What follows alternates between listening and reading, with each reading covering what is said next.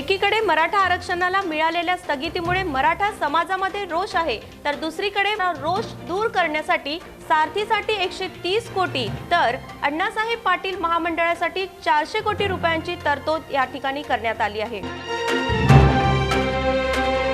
खरं म्हणजे न्यायमूर्ती गायकवाड आयोगाने मराठा समाजाला मागासवर्गीय असल्याचा अहवाल यापूर्वी दिलेला आहे। सरकार म्हणतं, केंद्र सरकार म्हणते की आमची इच्छा होती, की राज्य सरकार देखील म्हणते की आमची ही इच्छा होती मराठ्यांना आरक्षण मिळावं म्हणून। मग नेमकी माशी शिंकली कुठे? मराठा सेवा संघाची अगदी पहिल्या दिवसापासूनची भूमिका होती की मराठा आरक्षण जर द्यायचं असेल तर ते राज्यघटनेच्या चौकटीत बसूनच द्यावं लागेल आणि ओबीसी मधून आरक्षण द्यायचं जर असेल तर सर्वप्रथम मराठा समाजाला सामाजिकदृष्ट्या मागासलेपण कोणत्या तरी आयोगानं मान्य केलं पाहिजे। एकीकडे स्थगिती आणि दुसरीकडे तरतुदी यावर मराठा समाज खरंच समाधानी आहे का? या आणि अशा विविध विषयावरती आपण चर्चा करणार आहोत।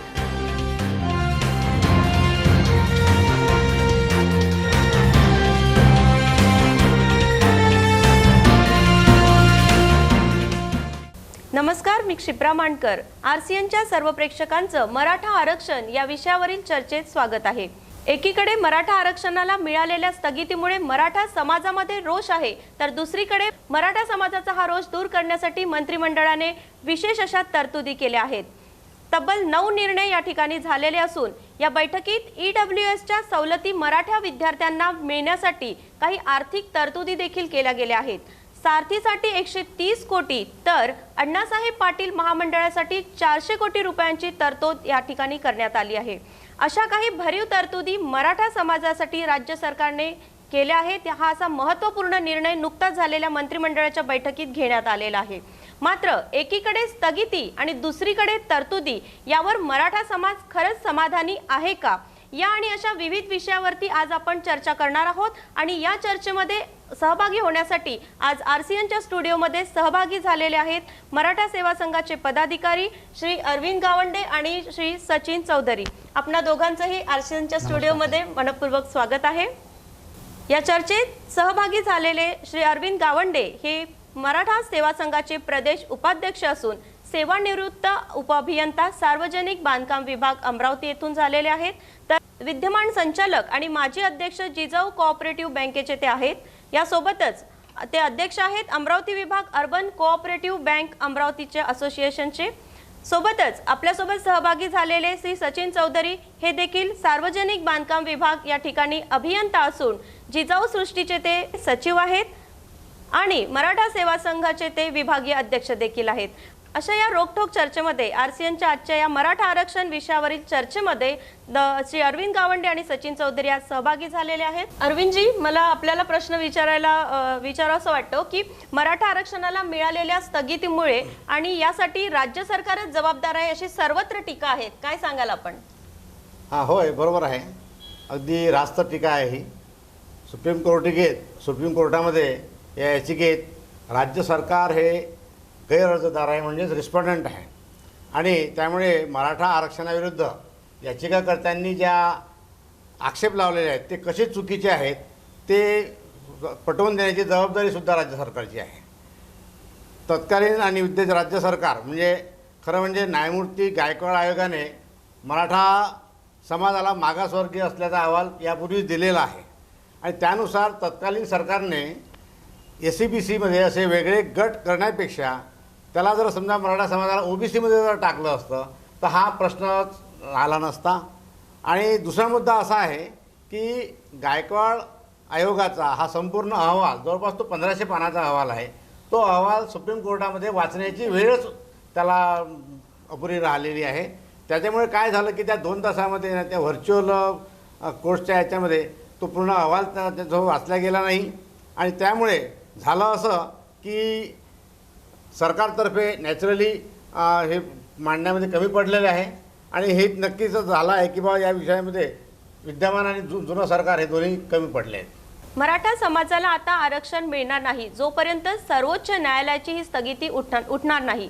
सरकारने स्थगिती उठवल्यास सर्वोच्च न्यायालयाकडे अर्ज दाखल केलेला आहे आणि त्यासोबतच मात्र तो अर्ज न्यायमूर्तीकडे सादर केलेला असून जोपर्यंत न्यायमूर्ती घटनापीठ स्थापन करणार नाही तोपर्यंत हा अर्ज घटनापीठाकडे जाणार नाही आणि मग त्या अर्जावरती पुढे सुनावणी होईल। यासोबतच प्रश्न निर्माण होतो तो आता नुकत्याच जाहीर झालेल्या पोलीस भरती किंवा 11वीच्या विद्यार्थ्यांनी 11वी-12वीच्या विद्यार्थ्यांनी जी नीटची परीक्षा दिली आहे, मग अशा वेळी मराठा आरक्षणावरती आलेली ही स्थगिती या युवक आणि विद्यार्थ्यांचं नुकसान करणारी नसेल का?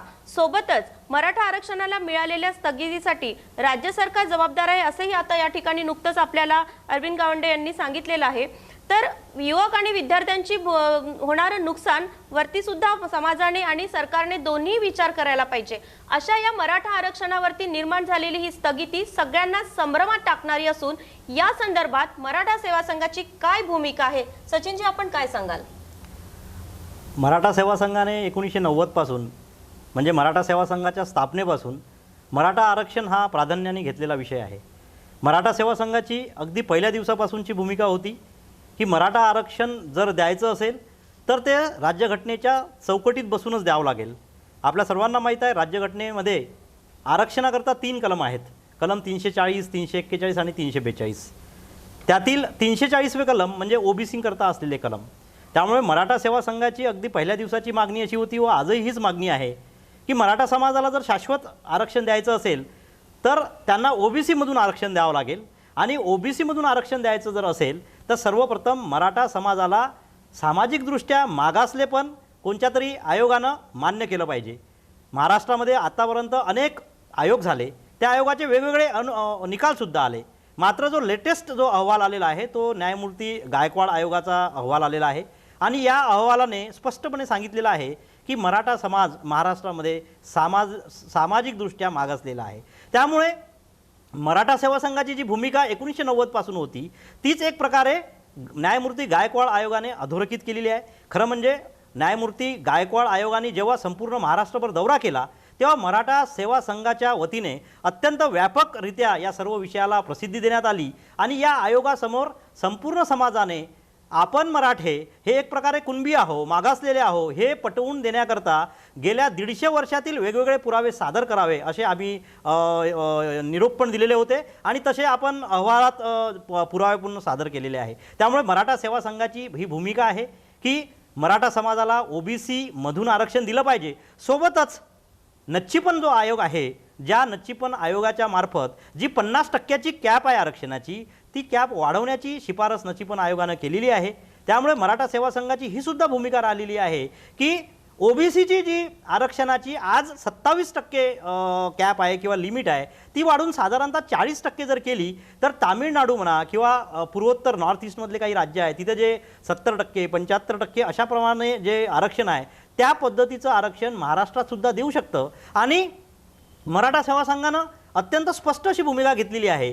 जरी मराठा समाजाचा ओबीसीमध्ये समावेश केला जात असेल तरी ओबीसीमध्ये असलेल्या इतर जातींवरती अन्याय होऊ नये किंवा त्या जातींना भीती वाटू नये त्याकरता ज्याप्रमाणे VJNT यांचा वेगळा उपगट ओबीसीमध्ये ऑलरेडी महाराष्ट्रामध्ये केलेला आहे तशाच प्रकारचा मराठा समाजाकरता एक उपगट ओबीसीमध्ये करावा आणि मराठा समाजालाही त्यातून न्याय देता येईल। त्याचबरोबर ओबीसीमध्ये असलेल्या इतर जातींना सुद्धा मराठा समाजाच्या आरक्षणाचं कोणतंही नुकसान होणार नाही। हा प्रश्न किंवा ही जी भूमिका आहे ही मराठा सेवा संघाची अगदी स्पष्ट आहे।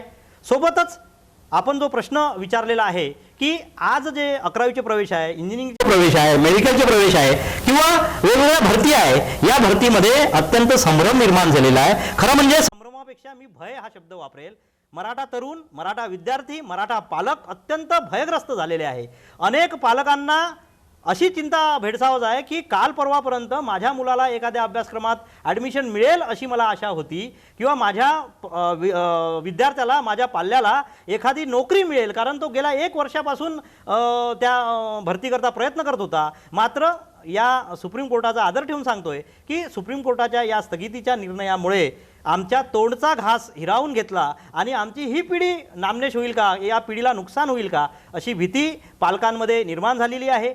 11वी किंवा मेडिकल किंवा इंजिनिअरिंगच्या दृष्टीने जर आपण अभ्यास केला तर मागच्या वर्षीच्या ज्या मराठा कोट्यामधूनच्या ज्या ॲडमिशन होत्या त्या ॲडमिशनमध्ये किंवा मराठा SEPCमध्ये जे एक मागील वर्षभरात मुलं नोकऱ्यांमध्ये सिलेक्ट झाले त्यांचा जर तुम्ही मेरिट तपासला तर त्या मेरिटमध्ये फार काही कमी मेरिट झाला असा नाही, मात्र प्रत्येक परीक्षेमध्ये प्रत्येक प्रवेश प्रक्रियामध्ये अगदी एक मार्काची कॉम्पिटिशन असते. एका मार्काने ॲडमिशन हुकलेले आपण अनेक विद्यार्थी बघतो आहे. आणि इथे जर साधारणतः 5-10 मार्काचा फरक मराठा आरक्षणामुळे पडत असेल तर मराठा समाजाचं, मराठा पालकांचं, मराठा पाल्यांचं कधीही भरून निघणार नाही, असं नुकसान होणार आहे. त्याचबरोबर मराठा समाजाकरता आता राज्य सरकारला काहीतरी भरीव करण्याची आवश्यकता आहे. आज जो 2 दिवसापूर्वी एक निर्णय आला, आपण सांगितलं सुरुवातीला की 9 निर्णय आलेत. त्या सर्व निर्णयाचं मराठा सेवा संघाच्या वतीनं आम्ही स्वागत करतो. कारण EWS म्हणजे इकॉनॉमिकल विकर सेक्शनच्या अंतर्गत जे आरक्षण दिलं जातं ते महाराष्ट्रात जर तुम्ही सांख्यिकीय आकडेवारी जर काढली तर 50% लोकसंख्येकरता ते 10% आरक्षण आहे. कारण मराठ्यांचे 25-30% वेगळे काढले आणि इतर समाजाचे जे आरक्षणात कधीच नव्हते त्यांचे जर वेगळे काढले तर साधारणतः 50% किंवा 45% दरम्यान हे लोकसंख्या आहे. या लोकसंख्येकरता फक्त 10% आरक्षण या EWS मधून होणार आहे. त्यामुळे या EWS मध्ये अगदी मुंबईच्या लोकलसारखी प्रचंड गर्दी होणार आहे. तरी मराठा समाजाच्या काही विद्यार्थ्यांना यातून काही फायदा घेता येईल हे निश्चित आहे. मात्र या EWS मध्ये इतर कोणी घुसखोरी करू नये हे राज्य शासनाने मात्र आता अत्यंत काटेकोरपणे तपासलं पाहिजे. आणि जर याच्यामध्ये कोणी चुकीनं घुसखोरी केली तर त्या घुसखोरी करणाऱ्यावर आणि घुसखोरी करणाऱ्याकरता मदत करणाऱ्या प्रशासकीय यंत्रणेवर अत्यंत कठोर अशी कारवाई केली पाहिजे. जेणेकरून काही ना काही जोपर्यंत मराठा आरक्षणाचा अंतिम आदेश सुप्रीम कोर्टाच्या मार्फत येणार नाही तोपर्यंत मराठा समाजाला या EWS मधून काहीतरी फायदा घेता येईल. मात्र या EWSचा फायदा ज्याप्रमाणे मराठा आरक्षणाचा फायदा झाला होता तसा निश्चित फायदा मिळणार नाही असे मी इथे सांगेल. मराठा आरक्षणावरती आलेल्या स्थगितीवरती मराठा सेवा संघाची काय भूमिका आहे सचिनजींनी आपल्या सगळ्यांसमोर विशद केलेली आहे. आणि मग 96 कुळींसह सर्व मराठा खरंच कुणबी आहे का हा देखील प्रश्न समाजामध्ये आहे. तर 96 कुळींसह सगळेच मराठे कुणबी आहेत का, काय सांगाल अरविंदजी आपण? बरोबर, चांगला प्रश्न विचारला तुम्ही. कारण 96 कोळी म्हटलं की सगळ्या मराठ्यांना हा प्रश्न पडतोच. सगळे मराठे कुणबीच आहेत. आणि याच्यासाठी आता 1981 पासूनचा जरी अहवाल पाहिले आपण, गॅझेटियर जर पाहिले म्हणजे इंग्रज गव्हर्नमेंटने पब्लिश केलेले गॅझेट, त्याच्यानंतर विदर्भ गव्हर्नमेंट आपल्या महाराष्ट्र गव्हर्नमेंटने केलेले गॅझेट, तुम्ही जर केव्हापासून 1881 पासूनचा जर याचा धुंडाळा जर केला तर तुम्ही सगळा मराठे हे कुणबी आहेत हे तुम्हाला लक्षात येईल. याच्यासाठी म्हणून आपण मराठा सेवा संघाने 1996 पासून सगळी ही जी नोंदवही आहे ही नोंदवही पब्लिश केलेली आहे. आणि जेव्हा आता खत्री आयोग आलं, खत्री आयोगानंतर बापट आयोग आलं, बापट आयोगानंतर गायकवाड आयोग आलं, हे सगळे आयोग जेव्हा आले या सगळ्या आयोगाला आपण 1881 पासूनचे सगळेचे सगळे पुरावे दिलेले आहेत. सगळे गॅझेटियर्स दिलेले आहेत. इव्हन दो अमरावतीचे जे खुशाल KB देशमुख जे होते, KB देशमुखांनी जो क्षत्रियांचा इतिहास हा जे पुस्तक लिहिलं आहे त्या पुस्तकामध्ये सुद्धा दिलेलं आहे. अमरावती कोर्टाचे आदेश आहेत, वर्धा कोर्टाचे आदेश आहेत आणि सगळेचे सगळे त्यांना दिलेले आहेत. सगळ्यांचं विवाह संबंध झालेले आहेत, सगळेच कुणबी आहेत. आजही महाराष्ट्रामध्ये जर फक्त पश्चिम आपला विदर्भाचा मराठवाडा जर सोडला तर मराठवाडा आणि सिंधुदुर्गचा काही भाग जो की इंग्रज गव्हर्नमेंटकडे नव्हता त्यावेळेस, हे जर सोडलं तर सगळीकडे सगळ्या मराठ्यांचं मूळ हे कुणबीच आहे. इव्हन दो एकीकडे जर विचार केला तर सिंदखेडची जिजाऊ आणि मराठवाड्यातले वेरूळचे शहाजीराजे यांचा जो लग्न सोहळा झालेला होता हा सुद्धा एकत्र तसाच कुणबी मराठा लग्न सोहळा होता. आणि हे मराठा हे नंतर चिटकलेलं आहे. मुळात हे सगळेचे सगळेच कुणबी आहेत. जो शेती करतो तो कुणबी, त्याच्यामुळे मराठा आणि कुणबी एकत्र आहे हे सिद्ध झालेलं आहे. मराठा आणि गायकवाड आयोगाने सिद्ध करून महाराष्ट्र गव्हर्नमेंटला जो अहवाल दिलेला आहे त्यामध्ये मराठा कुणबी हे एकत्र आहे हे सगळं सांगितलेलं आहे. आता हे काही मराठा हे कुणबी नाहीत, ह्या आता काही वेगळं राहिलेलं नाही आहे. एकीकडे मराठ्यांचं ओबीसीकरण ही मागणी जोर धरत असतानाच प्रत्यक्षात ओबीसींचाच याला विरोध आहे. याविषयी सचिनजी आपण आम्हाला काय सांगणार? आणि सोबतच सर्वत्र नोकऱ्या संपुष्टात येत असताना देखील पुन्हा एकदा आरक्षणाची खरंच गरज आहे का, याविषयी काय सांगाल? मी सर्वप्रथम तुमच्या प्रश्नातील जो दुसरा भाग आहे त्याचं उत्तर देणं जास्त इष्ट समजेल. कारण खरं म्हणजे हा जो दुसरा प्रश्न आहे हा भारतातील अनेक अभिजन लोकांमधील कुजबुजीचा प्रश्न आहे. खरं म्हणजे आरक्षणाची थट्टा करायची, मात्र ते लक्षात येऊ न देता वेगवेगळे पैलू वेगवेगळ्या पद्धतीनं तो कुजबूज करून त्याचा अपप्रचार करायचा, त्यातलाच हा एक प्रश्न आहे.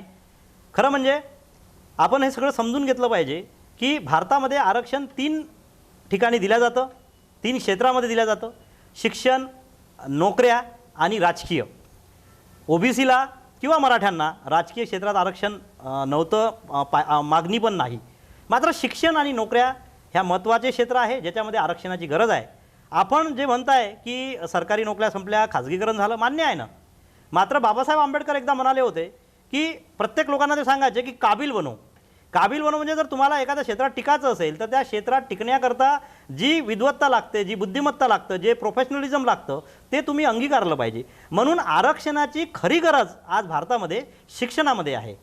त्यामुळे आणि शिक्षणामधला जो स्कोप आहे तो प्रचंड वाढत आहे. आपण बघतो आहे की 20 वर्षापूर्वी आम्ही जेव्हा इंजिनिअरिंग कॉलेजला 30 वर्ष आधी शिकत होतो तेव्हा इंजिनिअरिंग कॉलेज विदर्भामध्ये 3-4 होते. आज विदर्भामध्ये 300 इंजिनिअरिंग कॉलेज आहे. त्यामुळे 300 इंजिनिअरिंग कॉलेजमध्ये ॲडमिशन जर आरक्षणाच्या माध्यमातून मिळत असेल तर बहुजन समाजातील मुलं, आरक्षण विषय आपण एक पहिल्यांदा कॉमन घेऊया.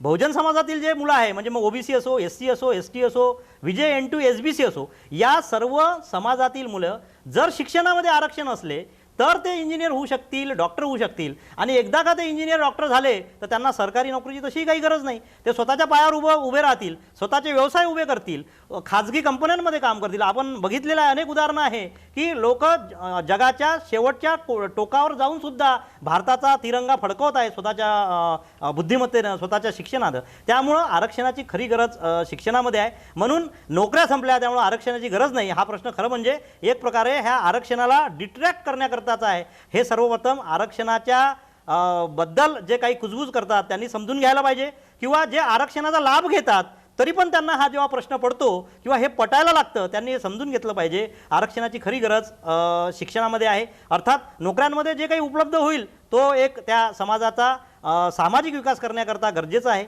दुसरा विषय जो आहे या प्रश्नाचा की मराठ्यांना ओबीसीमध्ये समाविष्ट करून आरक्षण दिलं पाहिजे, ही जी भूमिका आहे खरं म्हणजे ही भूमिका पहिल्या दिवसापासून मराठा सेवा संघाची आहे. मात्र ही भूमिका फक्त मराठा सेवा संघानं सुरू केली असं नाही.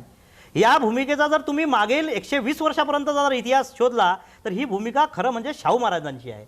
शाहू महाराजांनी 1902 मध्ये म्हणजे आजपासून साधारणतः 118 वर्षापूर्वी जेव्हा आरक्षणाची सुरुवात त्यांच्या संस्थानामध्ये केली तर त्यांनी 50% आरक्षण देत असताना काही 4-5 जाती वगळता इतर सर्व जातींना मागासवर्गीय म्हणून आरक्षण दिलेलं आहे. त्यामुळं सर्वच जातींना त्यांनी मागास ठरवून एकत्रित आरक्षण दिलेलं आहे. त्यामुळं त्याच्यानंतर जरी ओबीसी ST असे गट पडले असतील तर गट हे आहेच. त्यामुळं कोणत्याही समाजाला आरक्षण देत असताना सर्वप्रथम त्यांना कलम 340, 41, 42 प्रमाणे कोणत्या तरी एका गटामध्ये पहिल्यांदा इन्क्लूड करावं लागतं आणि त्यांना मग तो आरक्षण द्यावं लागतं. त्यामुळे मराठा समाजाला आरक्षण द्यायचं जर असेल आणि ते राज्यघटनेच्या चौकटीत टिकवायचं जर असेल तर SC, ST किंवा ओबीसी या 3 संवर्गामध्येच हे आरक्षण दिलं पाहिजे. त्यामुळं मराठा, गावंडे साहेबांनी आधीच्या प्रश्नात सांगितल्याप्रमाणे मराठा हा एक प्रकारचा कुणबीच आहे. खरं म्हणजे कुणबी ही मूळ जात आहे. तुम्ही सिद्धार्थ गौतम, तथागत गौतमांची जर इतिहास वाचला तर त्यांच्याशी हा कुणबी जुळलेला आहे तुम्हाला दिसून येतं. तुकोबांच्या अनेक अभंगामध्ये कुणबी केल्याचं किंवा मी कुणबी असल्याचं तुकाराम स्वतः ॲक्सेप्ट करतात. शिवाजी महाराजांवरती तर अनेक लोकांनी अभ्यास केला. जे ओबीसी चळवळीतले जे काही विद्वान आहेत, जे पुरोगामी लेखक आहे, ते आमच्या बहुजन समाजाला समजून सांगताना एकीकडे हे सांगतात की शिवाजी महाराज कुणबी होते म्हणजेच शूद्र होते, त्यामुळे त्यांचा राज्याभिषेक नाकारला तेव्हाच्या काही लोकांनी. हे जेव्हा सांगता तेव्हा मग तुम्हाला आजही सांगावं लागेल की आज जे मराठे आहे ते सुद्धा कुणबी आहे. मात्र एका बोटावरची थुंकी दुसऱ्या बोटावर करण्याचा जो काय एक हातखंडा या ओबीसी समाजातील काही संधीसाधू लोकांचा आहे त्याच्यामुळं खरं म्हणजे ओबीसी समाजामध्ये एक चुकीचा मेसेज जातो आहे. मराठ्यांच्या ओबीसीकरणाला ओबीसी समाजाचा सरसकट कुठेही विरोध नाही, कारण आम्ही एकत्र काम करतो. 12 बलुतेदार पद्धतीमध्ये आपण कित्येक वर्षापासून बघतो आहे. सुतार असो, नावी असो, लोहार असो, सोनार असो, शिंपी असो, हे प्रत्येक गावात अत्यंत गुण्यागोविंदाने नांदतात. कुणबी मराठा एकत्र राहून एका सोबत एका पंक्तीत जेवून ते आपला उदरनिर्वाह चालवतात. त्यामुळे तो कधीच वाद नव्हता. त्यामुळे मराठा समाजाला जर ओबीसीमध्ये घेतला तर हा वाद कधीही निर्माण होणार नाही. मात्र काही लोकांना राजकीय याच्यामध्ये काहीतरी दिसतं आहे, इप्सित दिसतं आहे आणि त्याकरता मग मराठ्यांचं ओबीसीकरण चुकीचं आहे अशा प्रकारचा काहीतरी अपप्रचार आहे. खरं म्हणजे न्यायमूर्ती गायकवाड आयोगाने स्पष्ट सांगितलेलं आहे की मराठे हे सामाजिकदृष्ट्या मागासलेले आहे. आणि आणखी एक मुद्दा मी इथे सांगू इच्छितो की कलम 340 प्रमाणे किंवा मंडल आयोगाप्रमाणे किंवा इंदिरा साहनी हे सर्वात मोठं जे सुप्रीम कोर्टाचं बेंचमार्क निकाल पकडला जातो, ज्या आधारे आता ही स्थगिती आली असं म्हटलं जातं, त्यामध्ये सुद्धा असं म्हटलेलं आहे की कोणची जात सामाजिकदृष्ट्या मागासलेली आहे की पुढारलेली आहे याचा अधिकार केवळ आणि केवळ राज्य मागासवर्ग आयोगाला दिलेला आहे. आणि आजपर्यंत 4-5 आयोगांनी मराठ्यांना ओबीसी ठरवण्याला नाकारलं. तेव्हा ह्या सर्व ओबीसी संघटना आनंदात होत्यात. ते आम्ही जेव्हा मागणी करायचं ते सांगायचं बघा बघा आयोग काय म्हणत आहे की नाकारलं, मग आयोगाला तुम्ही मानणार नाही. मग आज आमचा प्रश्न तोच आहे, जर आज न्यायमूर्ती गायकवाड आयोग ज्याचं गठन राज्यघटनेच्या माध्यमातून झालेलं आहे तो आयोग जर सांगत असेल की मराठा हा सामाजिकदृष्ट्या मागासलेला आहे आणि आतापर्यंत तुम्ही पुरावे फक्त मागासवर्ग आयोगाचे द्यात असाल तर मात्र आता तुम्हाला एका बोटावरची थुंकी दुसऱ्या बोटावर नेता येणार नाही आणि ज्याप्रमाणे तुमची आधीची भूमिका होती तीच भूमिका कायम ठेवावी लागेल. राज्य शासनाला सुद्धा हा मुद्दा अत्यंत ताकदीने सुप्रीम कोर्टात पटवून द्यावं लागेल. खरं म्हणजे आमचं असं निरीक्षण आहे की न्यायमूर्ती गायकवाड आयोगाचा अहवाल खऱ्या अर्थानं सुप्रीम कोर्टामध्ये ताकदीनं मांडण्यामध्ये आपण कुठेतरी कमी पडलो.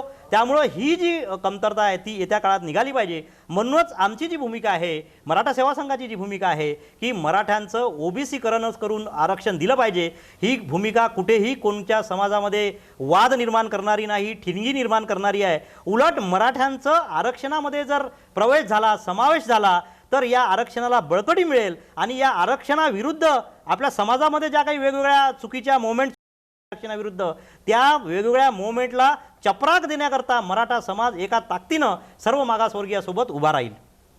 एकीकडे मराठा ओबीसीकरण ही मागणी जोर धरत असताना काही ओबीसींचाच याला नकार आहे, त्यांचा याला विरोध आहे, अशी परिस्थितीचं नुकतंच विवेचन या ठिकाणी सचिनजींनी आपल्याला केलेलं आहे. मला अरविंदजी आपल्याला प्रश्न विचारावासा वाटतो की गेल्या मराठा मूक मोर्चामध्ये आपल्या दोघांचीही अतिशय त्या आयोजनामध्ये, अमरावतीच्या आयोजनामध्ये आपल्या दोघांचीही अतिशय सक्रिय अशी भूमिका राहिलेली आहे. परंतु आता लॉकडाऊन असतानाही मराठवाडा, पश्चिम महाराष्ट्रामध्ये अनेक मोर्चे, मराठा मूक मोर्चे किंवा मराठा मोर्चे जोर धरत असताना यावेळी विदर्भ शांत का किंवा या संदर्भात मराठा मूक मोर्चा संदर्भात विदर्भाची काय भूमिका आहे, आपण काय सांगाल? होय, अमरावतीच्याच नाही तर संपूर्ण महाराष्ट्रामध्ये नियोजनात आणि आयोजनात आमचा मराठा सेवा संघाचा सहभाग होता.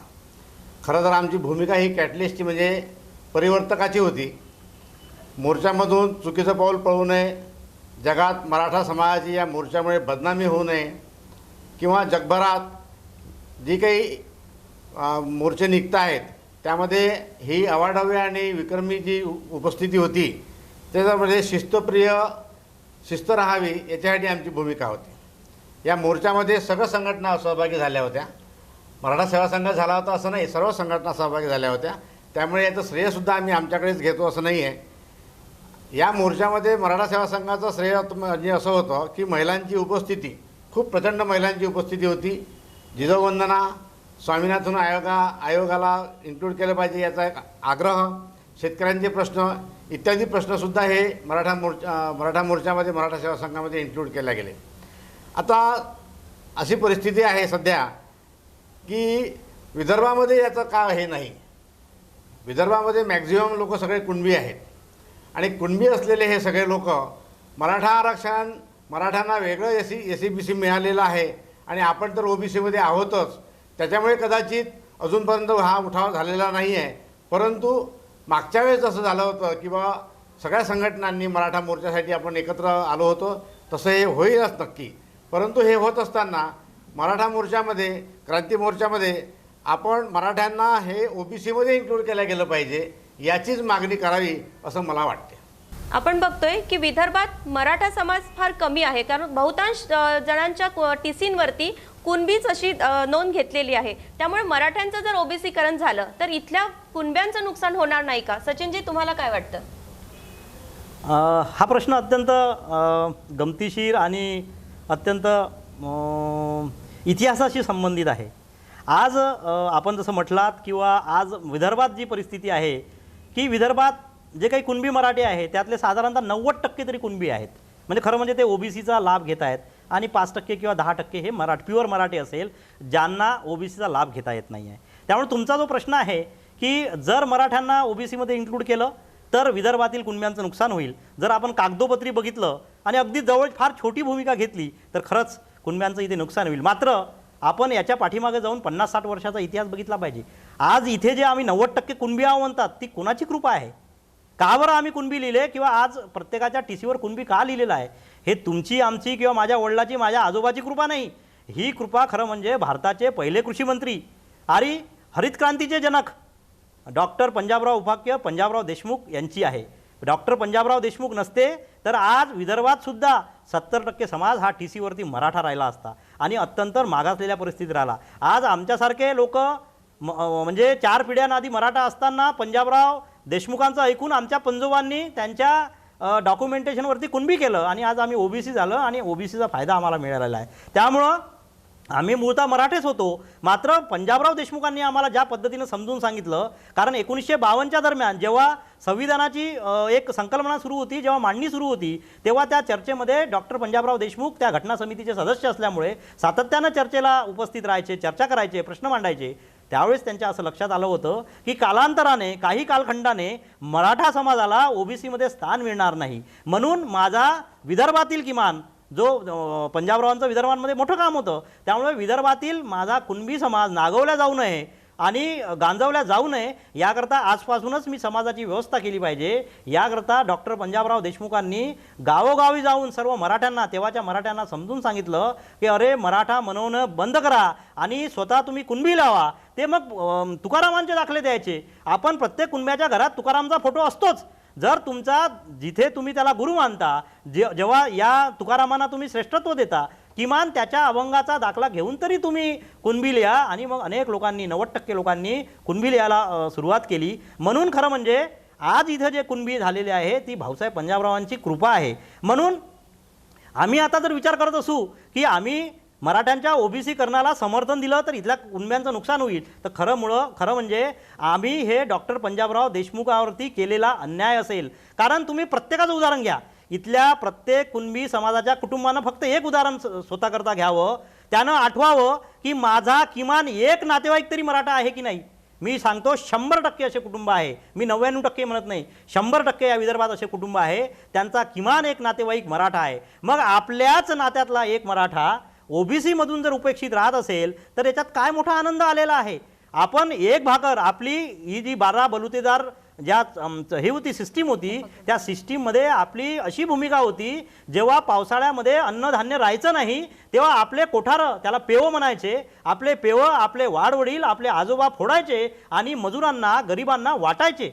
ही परिस्थिती त्यावेळेस होती. मग ही जर परिस्थिती त्यावेळी असेल तर आज महाराष्ट्रामध्ये मराठा समाज सामाजिकदृष्ट्या प्रचंड मागासलेला आहे. मराठा समाजातील अनेक युवकांना एक गुणवत्ता असून एक केवळ थोड्याशा मार्कांमुळे त्यांची संधी हुकते आहे. त्यामुळं कुणबी समाजाने किमान खरं म्हणजे ओबीसी समाजानंच मोठं मन केलं पाहिजे असं मध्यंतरी एक खासदार महोदय संसदेत म्हटले होते. ते अत्यंत बरोबर आहे. इथल्या ओबीसीने किंवा कुणब्यांनी ही भूमिका घ्यावी आणि मराठ्यांच्या ओबीसीकरणाला समर्थन द्यावं. हा मुद्दा जसा महत्त्वाचा आहे तसाच महत्त्वाचा मुद्दा असाही आहे की आजपर्यंत जेवढ्या जाती, आज साधारणतः 350 जाती ओबीसीमध्ये आहे. आजपर्यंत ह्या 350 जाती काही पहिल्या दिवसापासून नाही. 1960 पर्यंत मराठा समाज ओबीसीमध्ये होताच. त्याच्यानंतर टप्प्याटप्प्यानं वेगवेगळ्या जाती ओबीसीमध्ये आल्या. अगदी 4-5 वर्षाआधी सुद्धा काही जाती ओबीसीमध्ये आल्या.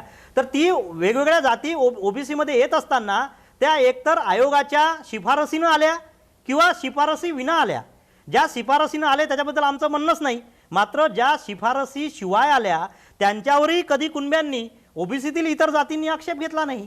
मात्र आज मराठ्यांचा समावेश होत असताना आणि राज्यघटनेने गठीत केलेल्या न्यायमूर्ती गायकवाड आयोगाच्या अभिप्रायानुसार किंवा शिफारसीनुसार मराठा समाजाला सामाजिक मागासलेपण डिक्लेअर होत असताना जर त्यांचं ओबीसीमध्ये समावेश होत असेल तर राज्यघटनेचा आदर म्हणून तरी, इतर सामाजिक गोष्ट जाऊ द्या, किमान राज्यघटनेचा आदर म्हणून तरी ओबीसींनी किंवा कुणब्यांनी मराठ्यांचं ओबीसीकरण होऊ द्यावं आणि मराठ्यांना आरक्षण मिळालं पाहिजे याच्याकरता आग्रही भूमिका घ्यावी असं मला वाटतं. नुकत्याच झालेल्या मंत्रिमंडळाच्या बैठकीमध्ये सारथी संस्थेला 130 कोटी रुपयाची मदत तर अण्णासाहेब पाटील महामंडळाला 400 कोटी रुपयांची मदत जाहीर झाली असली तरी देखील मग ही मदत जाहीर झाल्यानंतर या ठिकाणी विद्यार्थी आणि युवकांना या मदतीचा फायदा होईल का किंवा ही तरतूद पुरेशी आहे असे तुम्हाला वाटते का अरविंदजी? बरोबर आहे. सारथी जेव्हापासून सुरू झाली आणि मागच्या वर्षी सारथीमध्ये बरीच गडबड झाली आणि सारथीचं काम थांबलं. हे संपूर्ण महाराष्ट्राला माहिती आहे. आज सारथीसारखीच आपली जी जुनी इथं दुसरी संस्था आहे बार्टी आणि सारथी. बार्टी जितक्या लोकसंख्येच्या प्रमाणातल्यासाठी जे काम करते आहे त्याच्यापेक्षा किंवा कितीतरी पटीने किंवा जास्त लोकांसाठी सारथी हे काम करणार आहे किंवा काम करते आहे. परंतु सारथीमध्ये मागच्या वर्षीपासून सगळं काम थांबलेलं आहे. आज सारथीचे जर सगळे उद्देश जर पाहिले आणि त्यांचं काम जर पाहिलं तर प्रचंड मोठं आहे. मधल्या काळामध्ये काही भागामध्ये काम सुरू झालं होतं. त्यातलं ते किसान मित्र असेल, कौशल्य विकास असेल, तारादूत असेल, कॉम्पिटिशनचे अवॉर्ड्स असतील, कॉम्पिटिशनचे क्लासेस असतील, ठिकठिकाणी लोकांमध्ये जाऊन त्यांना शिकवायचं असेल, ह्या सगळ्या बाबी ज्या आहेत हा खूप मोठं काम आहे. आणि त्यासाठी म्हणून 130 कोटी रुपये हे अत्यंत कमी तरतूद आहे. सरकारने त्याच्या पटीने त्याच्या लोकसंख्येच्या प्रमाणात जितकी आवश्यकता आहे त्याप्रमाणे पैसे दिले पाहिजेत, तरच त्या सारथीचं काम पूर्ण होईल. काहीतरी गेल्या 3-4 महिन्यापूर्वी एकदा जी बैठक झाली त्या बैठकीमध्ये सारथीने जे काही लोक नेमलेले आहेत त्याच्यावरसुद्धा शासनाला पुन्हा एकदा विचार करावा लागणार आहे. ज्यांचा या समाजातल्या खालच्या प्रत्येक व्यक्तीसोबत जास्तीत जास्त संबंध येतो असे व्यक्ती मात्र तिथे लागतील. परंतु नुसती टॉपचे IAS आणि IPS किंवा ॲडमिनिस्ट्रेशनमधले लोक असून त्या खालच्या समाजातल्या शेवटच्या घटकाला ते काय न्याय देतील याच्याबद्दल थोडंसं साशंकता आहे. तसंच अण्णासाहेब पाटील महामंडळातर्फे जे 400 कोटी देण्यात आलेले आहेत ते अत्यंत तोकडे आहेत. आज महाराष्ट्रातली लोकसंख्या पाहता, बेरोजगारांची लोकसंख्या पाहता, व्यावसायिकांची लोकसंख्या पाहता ही खूप आहे. आणि या दरम्यान तसंच या कोविड-19 मुळे अजून कितीतरी लोक बेरोजगार झालेले आहेत. त्याच्यामुळे हा 400 कोटी रुपये जो निधी आहे हा अत्यंत कमी आहे. हा सुद्धा शासनाने वाढवून द्यावा. सर्वोच्च न्यायालयाने दिलेला मराठा आरक्षणावरती स्थगिती हा निर्णय मराठ्यांसाठी धक्कादायक, अनाकलनीय, अविश्वसनीय सोबतच संभ्रमात आणणारा देखील आहे. तर सचिनजी, मला आपल्याला विचारावंसं वाटतं की तुम्हा मराठ्यांचा रोष निर्माण होऊ नये म्हणून या ठिकाणी सरकार म्हणतं, केंद्र सरकार म्हणते की आमची इच्छा होती, की राज्य सरकार देखील म्हणते की आमची ही इच्छा होती मराठ्यांना आरक्षण मिळावं म्हणून. मग नेमकी माशी शिंकली कुठे? कोणत्याही न्यायालयीन प्रकरणामध्ये एक अर्जदार असतो आणि एक गैर अर्जदार असतो. म्हणजे अप्लिकंट आणि रिस्पॉन्डंट असा हा प्रकार असतो. सोबतच काही इंटरव्हेनर असतात, हस्तक्षेप करणारे लोक असतात. या आपल्या मराठा आरक्षणाच्या विषयामध्ये सुद्धा अर्जदार होते काही, नंतर रिस्पॉन्डंट म्हणजे महाराष्ट्र शासन होतं आणि अनेक मराठा संघटनाचे किंवा इतर संघटनाचे प्रतिनिधी हस्तक्षेप करणारे म्हणजे इंटरव्हेनर म्हणून तिथे काम करत होते. आपण सुप्रीम कोर्टाचा किंवा एकंदरीतच न्याय प्रक्रिया करणाऱ्या सिस्टीमचा आदर करणारे आम्ही मराठा सेवा संघाचे लोक आहोत. कारण राज्यघटनेचे जे काही मूल्य आहे ते मूल्य अत्युच्च आहेत हे आम्ही मानतो. त्यामुळं सुप्रीम कोर्टाने जो काही निर्णय दिला, जो अंतरिम आदेश दिला, खरं म्हणजे हा अंतरिम आदेश आहे, अंतिम आदेश नव्हे, तर हा जो अंतरिम आदेश दिला त्याचा आम्ही सन्मान राखतो, मान राखतो, आदर करतो. मात्र राज्यघटनेनं आम्हाला जे स्वातंत्र्य दिलं आहे, जे आम्हाला व्यक्ती स्वातंत्र्य दिलं आहे, त्या व्यक्ती स्वातंत्र्याच्या आधारे आमचे काही आक्षेपही अत्यंत नम्रपणे आम्ही इथे नोंदवू इच्छितो. खरं म्हणजे जी काही आता प्रक्रिया सुप्रीम कोर्टात झाली त्या दिवशी जी बाहेर येते आहे, कारण कोरोनाच्या यामध्ये सर्व प्रक्रिया ऑनलाईन झालेली आहे, VCच्या माध्यमातून झालेली आहे. त्यामुळं जो वेळ या अत्यंत महत्त्वाच्या संवेदनशील विषयाला देण्यात आला, खरं म्हणजे तो वेळ फार तोकडा होता. मध्यंतरी एक वकील एका ठिकाणी सांगत होते की अगदी शेवटल्या क्षणाला सुप्रीम कोर्टाने स्टेबद्दलची विचारणा केली, तुम्हाला आमच्या निर्णयावर स्टे लागणार आहे का? आणि जे काही रिस्पॉन्डंट होते जेव्हा किंवा इंटरव्हेनर होते त्यांचे वकील स्टेची तयारी करून आले नव्हती. करून आले नव्हते याचा अर्थ सरळ आहे की आमची जी वकील मंडळी आहे ती खरं म्हणजे मुळातून तयारी करून गेलेली नव्हती. कारण सुप्रीम कोर्टाची प्रोसिजर आहे, कोणताही प्रश्न सुप्रीम कोर्ट कधीही मांडू शकतो, कोणताही प्रश्न कधीही विचारू शकतो आणि ही एक प्रकारची परीक्षा असते. त्या परीक्षेत मी तयारी करून आलो नाही असं सांगता येत नसतं, ते तुम्हाला परिपूर्ण तयारी करून जावं लागतं. त्यामुळं राज्य शासनाचे जे आमचे वकील होते किंवा इंटरव्हेनरचे जे वकील असं, खरं म्हणजे इंटरव्हेनरच्या वकिलाची तशी काही जबाबदारी नव्हती, मात्र राज्य शासनाचे जे वकील होते किंवा केंद्र शासनाकडून जी काही मदत होत असेल ती सर्व गोष्टीमध्ये आम्ही कुठेतरी कमी पडलेलो आहे. आणि आमची बाजू मांडण्यामध्ये खरं म्हणजे आमचा आक्षेप मराठा सेवा संघाचा आहे की खरं म्हणजे गायकवाड आयोग जो 1500-1600 पानांचा आहे तो संपूर्णपणे न तर उच्च न्यायालयाला दाखवण्यात आला, त्याचबरोबर नाही सुप्रीम कोर्टाला सुद्धा दाखवण्यात आलेला नाही. त्यामुळं न्यायमूर्ती गायकवाड आयोग हा किती बरोबर आहे आणि त्यामुळं मराठ्यांचं आरक्षण किती महत्त्वाचं आहे हे सुप्रीम कोर्टाला पटवून देता आलं नाही. सुप्रीम कोर्टाची त्याच्यामध्ये काहीही चूक नाही. मात्र एक शंका सातत्यानं आम्हाला असं वाटते की अगदी शेवटच्या क्षणाला सुप्रीम कोर्टाच्या या बेंचनी असे सांगितलं, हा विषय महत्त्वाचा असल्यामुळे लार्जर बेंचकडे किंवा मोठ्या बेंचकडे हा मी विषय पाठवतो आहे. खरं म्हणजे मराठा आरक्षणाची कार्यवाही हे अनेक वर्षापासून सुरू होती आणि हा विषय अत्यंत संवेदनशील आहे, हा आमच्यासोबत सर्वसामान्यांना माहीत होता. त्यामुळं ही एक शंका आहे, आम्हाला माहीत नाही त्याच्या पाठीमागचं तांत्रिक कारण काय आहे. तर ही जी घटना आहे किंवा हा जो निर्णय लार्जर बेंचकडे पाठवण्याचा आहे तो सुप्रीम कोर्टाला आधी करता आला नसता का? हे जी न्यायालयीन प्रक्रियेमध्ये जे निष्णात आहे त्यांनी कधीतरी समाजाला समजून सांगितलं पाहिजे. आणि आता हा निर्णय झालेला आहे त्यामुळे आता त्याच्यावरती जास्त आपण काथ्याकूट करून जमणार नाही. मात्र किमान आता लार्जर बेंचची जी स्थापना होणार आहे त्यांच्याकडे हा विषय जाणार आहे, तो विषय किती दिवस प्रलंबित राहणार आहे हे बघावं लागेल. कारण की अशाच प्रकारचे आरक्षण, कारण ही जी याचिका आहे ही खरं म्हणजे आपली 102वी आणि 103वी जी घटना दुरुस्ती झालेली आहे या 2 घटना दुरुस्तीला घेऊन ही याचिका आहे. आणि अशाच प्रकारचं प्रकरण तामिळनाडूचं 68% टक्केवारीचं असल्यामुळे कित्येक वर्षापासून सुप्रीम कोर्टामध्ये प्रलंबित आहे. त्यामुळे तोच जर कित्ता इथं गिरवला गेला तर मराठा आरक्षणाची स्थगिती ही अनेक वर्षे पुढे जाणार आहे का, ही भीती आम्हाला आहे. म्हणून आज राज्य शासनाला त्याचबरोबर केंद्र शासनाला आमची अशी विनंती आहे की अत्यंत ऐरणीचा मुद्दा समजून, तो आपण बघितला आहे अनेक वेळा मध्यरात्री सुप्रीम कोर्टानं उठून अनेक प्रकरणामध्ये भूमिका घेतलेली आहे आणि निर्णय दिला आहे आणि संपूर्ण जगानं त्या निर्णयाचा आदर केला आहे, कौतुक केलं आहे, वाहवा केलेली आहे. त्यामुळे मराठा आरक्षण हा विषय अत्यंत महत्त्वाचा आहे. आमचे अनेक तरुण या आंदोलनामध्ये त्यांचं निधन झालं, मृत्युमुखी पडले आणि आजही आमचे तरुण कायदा हातात घेण्याच्या दृष्टीनं किंवा अशी काहीतरी आतातही भूमिका घेत आहेत. त्यांना आम्ही सारखी विनंती करतोय असं करू नका. पण एक संयम हरवल्यानंतर, संयम संपल्यानंतर कुणाचंही काही चालत नसतं. त्यामुळे हे सगळं काही होऊ नये याकरता हा मुद्दा अर्जन्सीमध्ये घेऊन एका महिन्यात टाईम बाउंड याची पूर्ण प्रक्रिया झाली पाहिजे अशी भूमिका राज्य शासनाने घ्यावी. त्यामध्ये केंद्र शासनाने इंटरव्हेन करावं, कारण की केंद्र शासनाचा रोलसुद्धा इथं मोठा असणार आहे.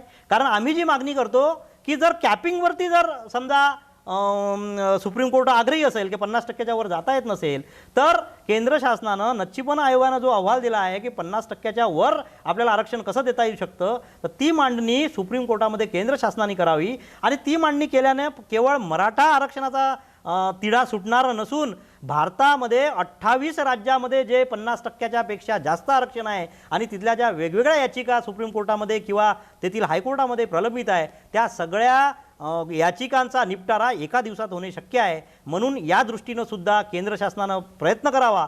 त्याचबरोबर शेड्यूल 9च्या माध्यमातून अनुसूची 9 म्हणतात, अनुसूची 9च्या माध्यमातून जर एखादा कायदा संसदेमध्ये पारित केला, राज्यघटनेमध्ये अमेंडमेंट केली तर त्या कायद्याला न्यायालयीन व्यवस्थेमध्ये आक्षेप घेता येत नाही किंवा किंबहुना घेतला तरी तो फारसा टिकत नाही.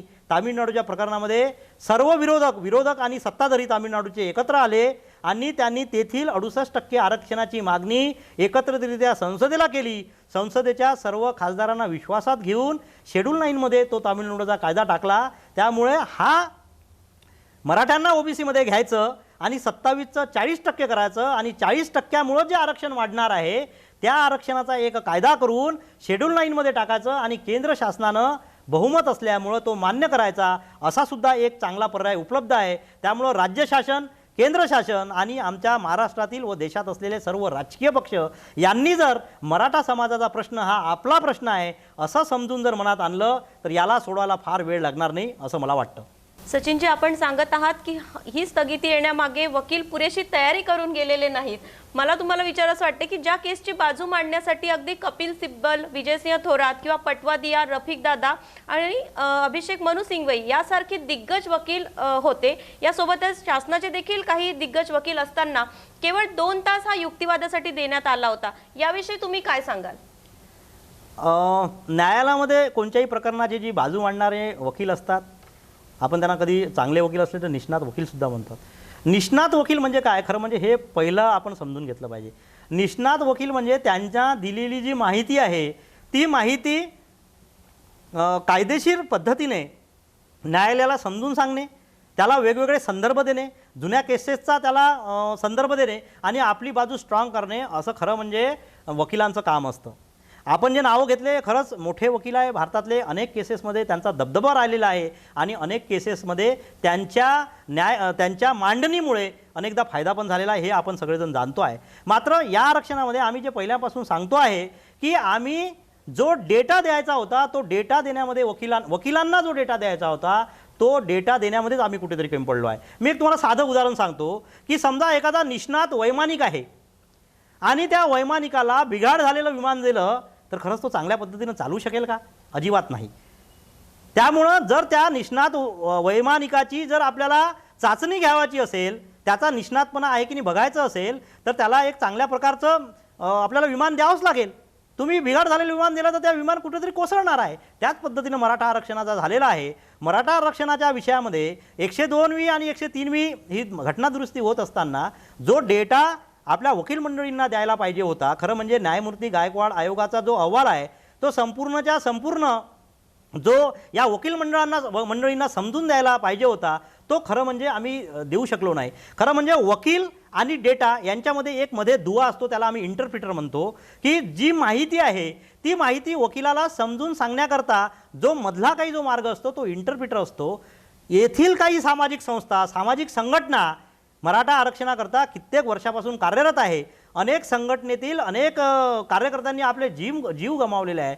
अशा संघटनेचा महाराष्ट्र शासनाने किंवा केंद्र शासनाने इंटरप्रिटर म्हणून जर उपयोग करून घेतला असता तर आम्ही आमची बाजू योग्य प्रकारे वकिलाला समजून सांगितलं असते, सोबत आम्ही काही पुरावे दिले असते आणि मग ते वकील चांगल्या पद्धतीने तिथे मांडू शकले असतात. त्यामुळे मराठा आरक्षणाचा विषय खरं म्हणजे आज ज्या दुर्दैवी परिस्थितीला तसा झाला नसता असं मला सातत्यानं वाटतं. न्यायमूर्ती गायकवाड आयोगाच्या जेव्हा तपासणी चालू होती किंवा चौकशी चालू होती किंवा जेव्हा दौरा चालू होता तेव्हा त्यांना जेव्हा आम्ही डॉक्युमेंट द्यायचो तेव्हा ते संपूर्णच्या संपूर्ण डॉक्युमेंट मराठा सेवा संघाच्या माध्यमातून किंवा इतर मराठा संघटनेच्या माध्यमातून आम्ही इंटरप्रिट करून द्यायचो.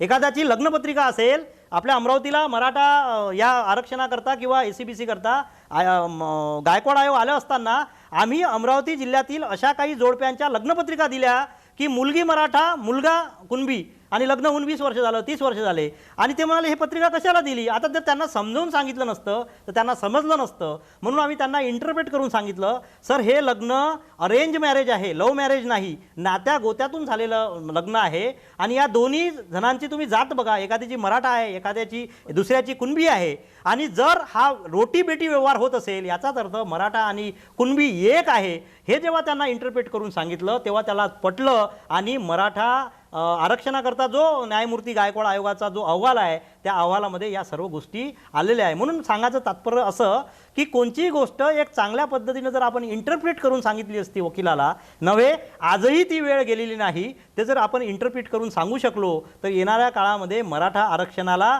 नक्कीच अशी वाईट वेळ येणार नाही. मराठा आरक्षणावरती आलेल्या स्थगितीच्या या चर्चेमध्ये सचिनजी आपण वारंवार उल्लेख केलाय की या आरक्षणाच्या मोर्चा दरम्यान अनेक जणांना आपला जीव गमवावा लागला. मात्र स्थगितीनंतर शासनाने जी नुकत्याच झालेल्या मंत्रिमंडळात तरतुदी केल्यात त्या तरतूदमध्ये एक तरतूद अशी होती की या मोर्चा दरम्यान मृत्युमुखी पडलेल्यांच्या वारसदारांना ST मध्ये नोकऱ्या दिल्या जाईल. तर या संदर्भात अरविंदजी आपण आम्हाला काय सांगाल? शासनाने अत्यंत स्तुत्य निर्णय घेतलेला आहे. मराठा मोर्चाच्या दरम्यान जे लोक मृत्युमुखी पडले त्यांच्या वारसांना नोकऱ्या देणार.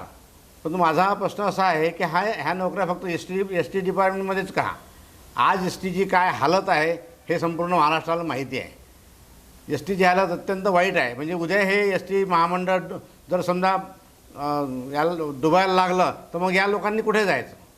त्यासाठी माझं असं म्हणणं आहे की याच्यासाठी जसं इतर महामंडळी आहेत, नुसती ST महामंडळ नाही आहे, तिकडे वीज महामंडळ आहे किंवा इतर महामंडळं असतील किंवा शासन असतील, आतापर्यंत अनुकंपाखाली ज्या डिपार्टमेंटला जशा नोकऱ्या देण्यात आलेल्या आहेत तशा जिथे अवेलेबल आहेत तिथे नोकऱ्या देण्यात याव्या. फक्त ST डिपार्टमेंटवर अवलंबून राहू नये असं मला असं वाटतं. मराठा आरक्षणावरती आलेली ही स्थगिती त्यामुळे समाजात पुन्हा एकदा निर्माण झालेला संभ्रम या सगळ्याचा विचार करता आज जी मराठा समाजाची स्थिती आहे या संदर्भात मराठा समाज सध्या काय विचार करतोय, किंवा पुन्हा स्थगिती येईल किंवा मराठ्यांना आरक्षण जाहीर होईल किंवा मग कोरोनाच्या या अतिशय गंभीर परिस्थितीमध्ये पुन्हा एकदा असा मोर्चा उफाळू नये म्हणून शासनाची जी काही भूमिका आहे तर मराठा समाज आता या विषयाला पर्याय म्हणून काय सुचवतील? खरं म्हणजे मराठा समाजामध्ये प्रचंड अस्वस्थता निर्माण झाली आहे. हे आपण सुरुवातीलाच सांगितलेलं आहे.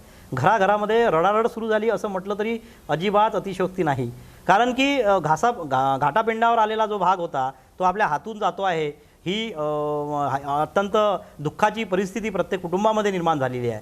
परंतु आपण म्हणतो ना की वेळेला प्रसंगाला आपण सादर असलं पाहिजे, त्या पद्धतीने आता मराठा समाजाने या परिस्थितीमध्ये, खरं म्हणजे ही आपल्याकरता प्रतिकूल परिस्थिती आहे, या प्रतिकूल परिस्थितीमध्येही आपल्याला आता कसं करायचं, काय करायचं याच्याकरता विचार करणं गरजेचं आहे. मराठा सेवा संघाचा एक जबाबदार पद्धती म्हणून मी मराठा समाजातील संपूर्ण तरुणांना, मराठा समाजातील सर्व समस्त बंधू आणि भगिनींना एक विनंती करू इच्छिते की मराठा आरक्षणाकरता आपण निश्चितच सर्वजण संघर्षशील असलो पाहिजे. संविधानिक मार्गाने, संसदीय मार्गाने आपण आपला आंदोलन, आपला लढा पुढे नेला पाहिजे. मात्र कुठेही या लढ्याला गालबोट लागू नये, या लढ्याच्या माध्यमातून आपण कायदा हातात घेऊ नये. नाहीतर एकीकडे असं व्हायचं की मराठा आरक्षण मिळेल, पण तुमच्यावर 2-2, 4-4 केसेस जर लागल्या असतील तर त्या मराठा आरक्षणाचा फायदा काही होणार नाही. त्यामुळे तरुणांनो, समाज बांधवांनो, भगिनींनो, आपण अत्यंत संयमाने वेगवेगळे मोर्चे काढले आणि या मोर्चाची दखल BBC, टाईमसारख्या आंतरराष्ट्रीय प्रसारमाध्यमांनी सुद्धा घेतलेली आहे. आणि या माध्यमातून, या दबाव गटातूनच खरं म्हणजे आपल्याला आरक्षणसुद्धा मिळालेलं होतं आणि आपल्याला आरक्षण नक्कीच मिळेल. त्यामुळं आपण एकदम नियोजन पूर्व पद्धतीनं आपली वर्तणूक ठेवली पाहिजे. मी या माध्यमातून मराठा समाजाला हे पण सांगू इच्छितो की आजच्या तारखेला आज आपला जो मराठा आरक्षण नाही, त्यामुळे आज आपल्याला 2 पर्याय पहिल्यांदा आहे. एक तर पहिला पर्याय आहे की मराठा समाज हा मूळतः कुणबी आहे, हा आपण सातत्यानं सांगतो आहे.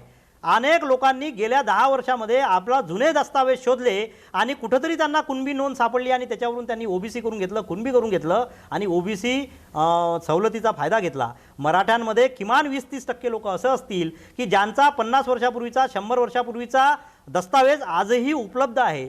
त्या दस्तावेजामध्ये जर कुठेही कुणबी मिळत असेल तर त्या आधारे आपण न्यायालयीन वैयक्तिक प्रकरण करू आणि आपला कुणबी ही प्रमाणपत्र मिळून OBCचा फायदा होतो का, हा प्रयत्न आपण केला पाहिजे. आपल्या कुणबी समाजामध्ये, मराठा समाजामध्ये प्रत्येक कुटुंबात एक भाट असतो. त्या भाटाकडे आपल्या अनेक पिढ्यांची माहिती असते आणि त्या भाटांकडे गेल्या 5-6 पिढ्यांची सर्व माहिती, त्याच्यातली जात, त्याच्यातली वेगवेगळी नोंद, या सर्व नोंदी असतात. ह्या नोंदीसुद्धा आपल्याला याकरता उपयोगी येऊ शकतात का, याची आपण कायदेशीर दखल घ्यावी, कायदेशीर माहिती घ्यावी आणि या पद्धतीनं आपल्याला कुणबी होता येतं का, हा प्रयत्न केला पाहिजे. गेल्या 60-70 वर्षापूर्वी डॉक्टर पंजाबराव देशमुखांनी तेव्हाच्या मराठ्यांना विदर्भात तेच सांगितलं आणि त्यामुळं आज आमच्यासारखे लोक जे मराठे होते ते कुणबीचा फायदा घ्यायला लागले आणि OBCमध्ये येऊन आम्ही आमचं भलं करून घेतलेलं आहे. दुसरा पर्याय असा आहे, खरं म्हणजे हा पर्याय एक आडवळणाचा आहे, म्हणजे सरळ हाताने जेवायचं आणि असं फिरून देवायचं. आज आपल्याकडे केंद्र शासनाने EWS नावाचं आरक्षण 10% लागू केलेलं आहे. मी आधीच सांगितलं, EWS 10% जे आहे, इकॉनॉमिकली विकर सेक्शन, म्हणजे ज्या कुटुंबाचं उत्पन्न 8 लाखाच्या आतमध्ये आहे त्यांच्याकरता हे आरक्षण घेता येतं. मराठा समाजाने हे आरक्षण घ्यावं, कारण तुम्ही मराठा समाजाचं वेगळं जरी आरक्षण असतं तरी तुमच्या क्रिमी लेअरच्या अटीमुळं तुम्ही 8 लाखाच्या वर जर उत्पन्न असतं तर तसे तुम्ही आरक्षणात आले नसते. त्यामुळे जर तुम्ही 8 लाखाच्या आत तुमचं उत्पन्न असेल तर तुम्हाला आजच्या तारखेला EWS हे आपलं अंतिम ध्येय नाही, हे समजून घ्यावं. EWSमध्ये जास्तीत जास्त वाटा आपल्याला कसा घेता येईल हे समजून घ्यावं. कारण आज आपण जी ओपनची जी लोकसंख्या समजतो आहे, त्या ओपनच्या लोकसंख्येमध्ये गरीब असणारे लोक कमी आहे.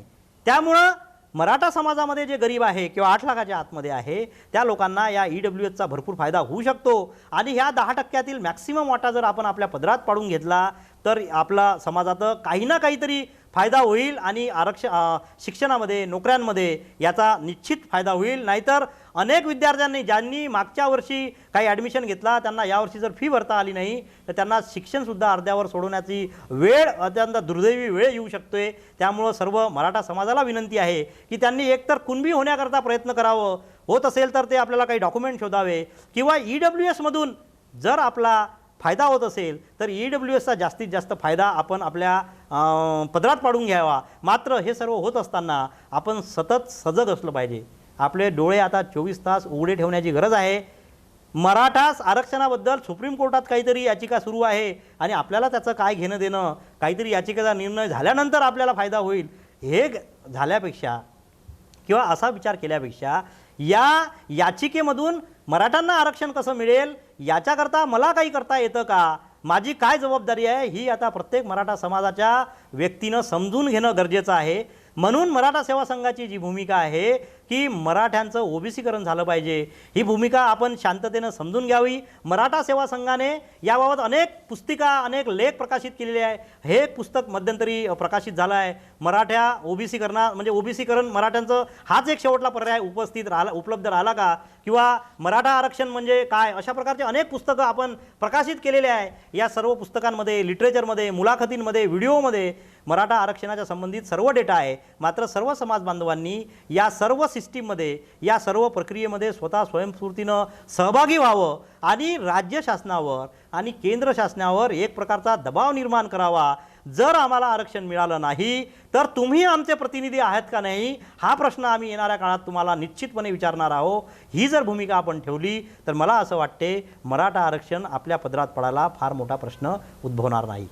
मराठा आरक्षण या विषयावरील या चर्चेत राज्य सरकारने देखील मराठा आरक्षण या विषयासंदर्भात सध्या कोरोनामध्ये पुन्हा एकदा मराठा मूक मोर्चाचं गंभीर स्वरूप निर्माण नको व्हायला यासाठी मराठा समाजाच्या बाजूने देखील विचार करणं गरजेचं आहे. कारण मराठा आरक्षणासंदर्भातच नाही तर महाराष्ट्राच्या राजकारणाला सर्वात मोठी वोट बँक असणारा मराठा समाजाचा देखील राज्य सरकारने विचार करायला हवा. यासोबतच कोरोनाची परिस्थिती गंभीर आहे ही लक्षात घेता सध्या सगळीकडे आपण बघतोय की कोरोनानंतर दुसरा प्रश्न जर आहे आणि दुसरी चर्चा जर आपण बघत आहोत तर ती मराठा समाजाची, मराठा मोर्चाची आहे. आणि मराठा मोर्चाने पुन्हा एकदा गंभीर स्वरूप निर्माण करू नये, गंभीर स्वरूप घेऊ नये, त्याकरिता आपण सुद्धा मराठा समाजाने यासाठी दक्षता घेऊन महाराष्ट्राचा विचार करावा.